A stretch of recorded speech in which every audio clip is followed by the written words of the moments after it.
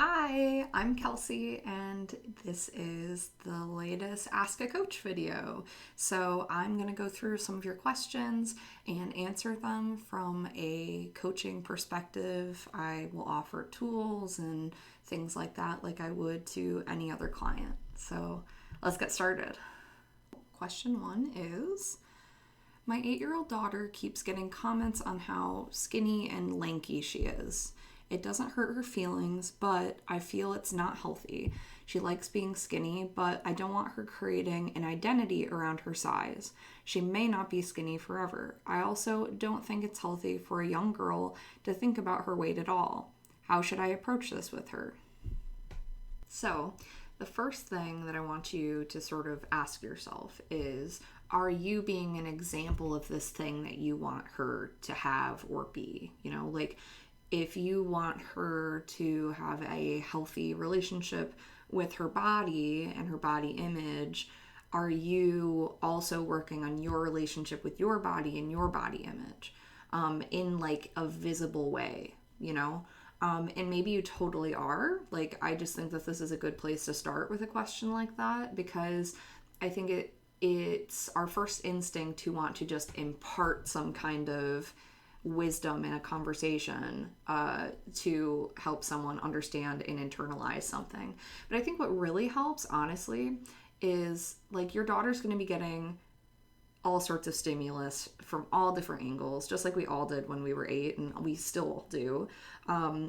She's going to be getting all sorts of messages, but what do you have control over?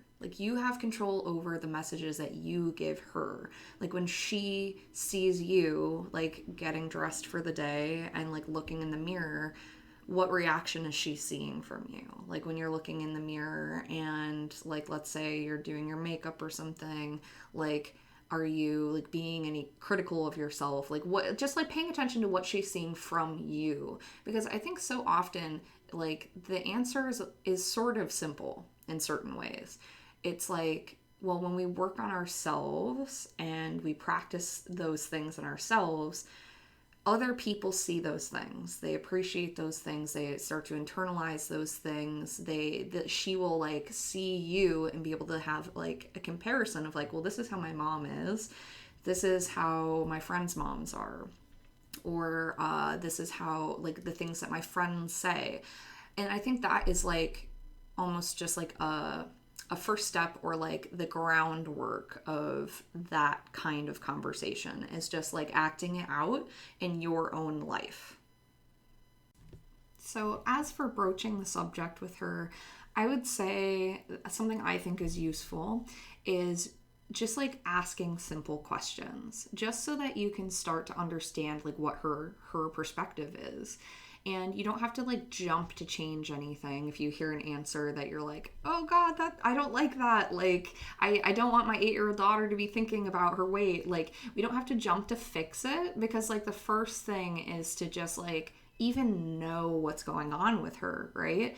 And to be a safe place for her to talk to you about it. So you can ask her questions how do you feel when someone comments on your body? How do you feel when someone says that you're really skinny or lanky? And then ask her why? Why does she feel that way, for whatever answer that she gives? And just simple questions like this, about her experience. What do you and your friends talk about when it comes to body image or things like that?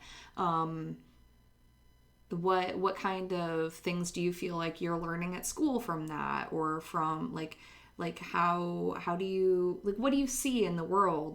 What do you see in the magazines? What do you feel those things mean to you?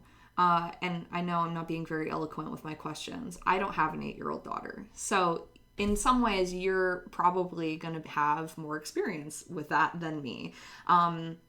My perspective is trying to come from a more neutral place. So I totally understand that as a parent, it might be hard to hear some of these answers.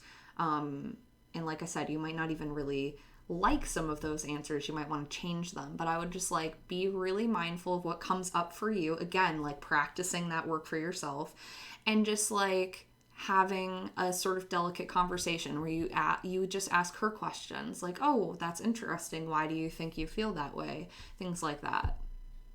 Oh, such a great question. I think that being able to practice this kind of work within ourselves so that we can teach and show a younger generation is so important. So I'm so glad that you're like thinking about this and asking these questions. I think it's wonderful and you're doing an awesome job.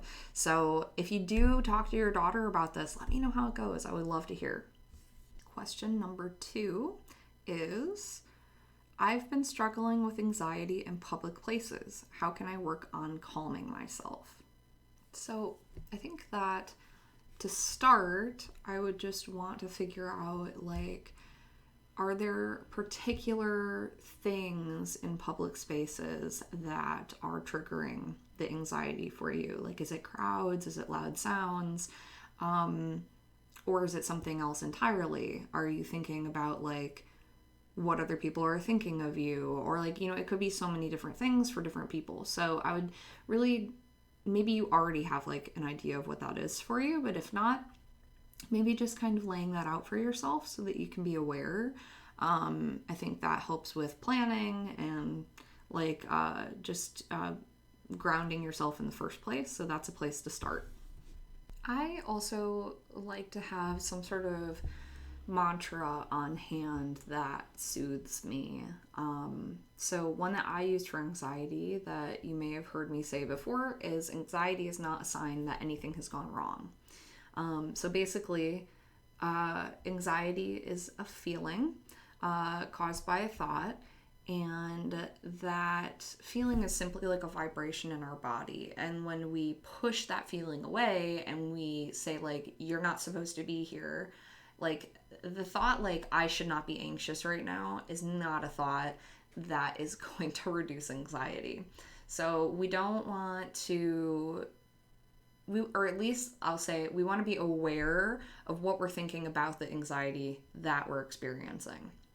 So having a thought like, anxiety is not a sign anything has gone wrong, is a reminder to me that just because I have anxiety doesn't mean that like something horrible is going to happen, or that like anything, like I've done anything wrong necessarily. Like sometimes we just have anxiety and it's okay.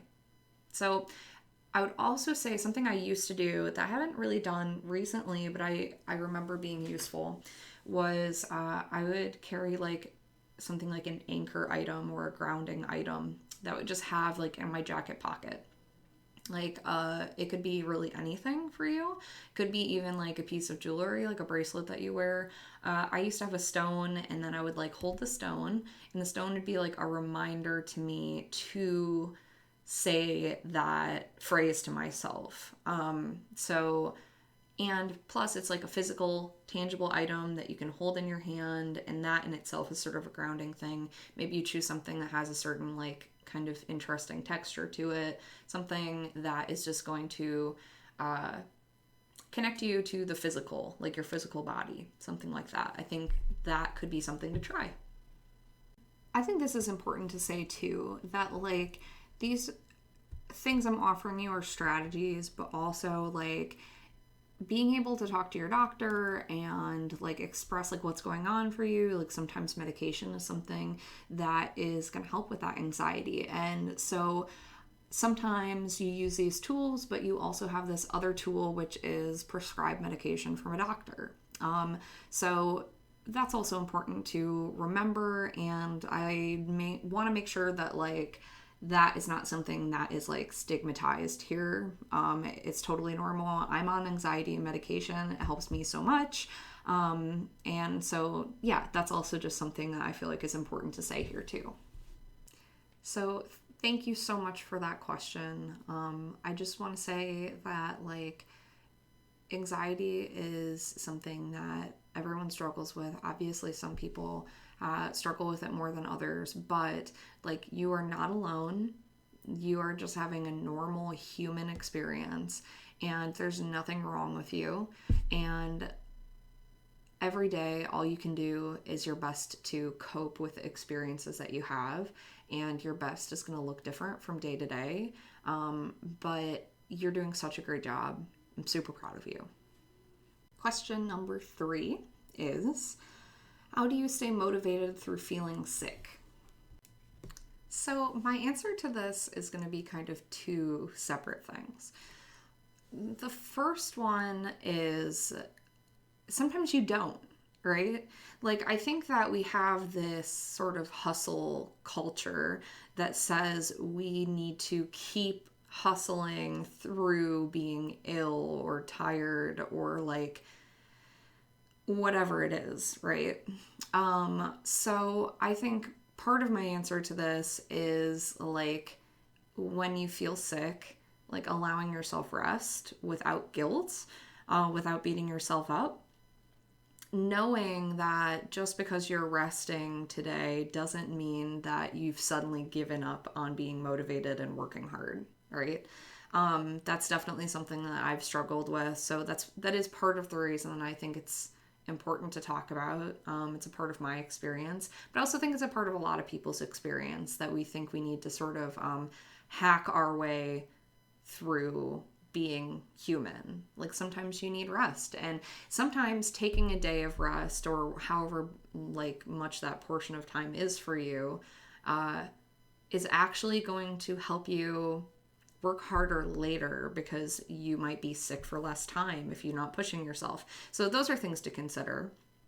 The other part, obviously, I'm still going to try and answer your question in another way, which is I think that on days when you feel sick and you still want to try and get something done, is that you can choose a certain amount of tasks. Like maybe you choose like 2 tasks you are going to do that day, and like you're going to rest for an hour, and then you're going to do that first task, and then when that's done you rest for an hour or 2, and then you finish the other task, and then you rest again.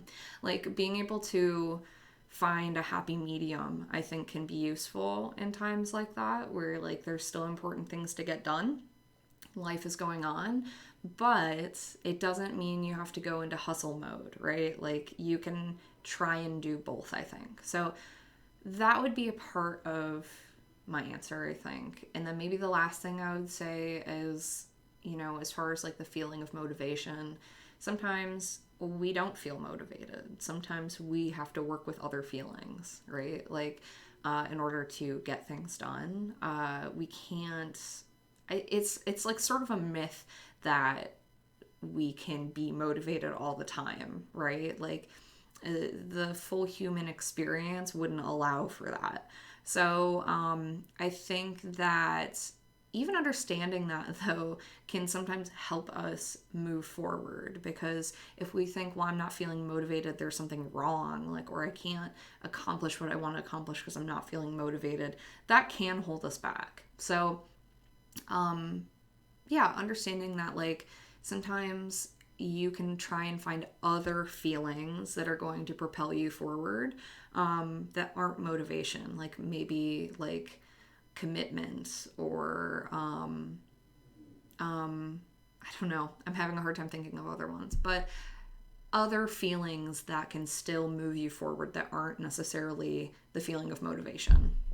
Thank you so much to everyone who wrote in for this week's video.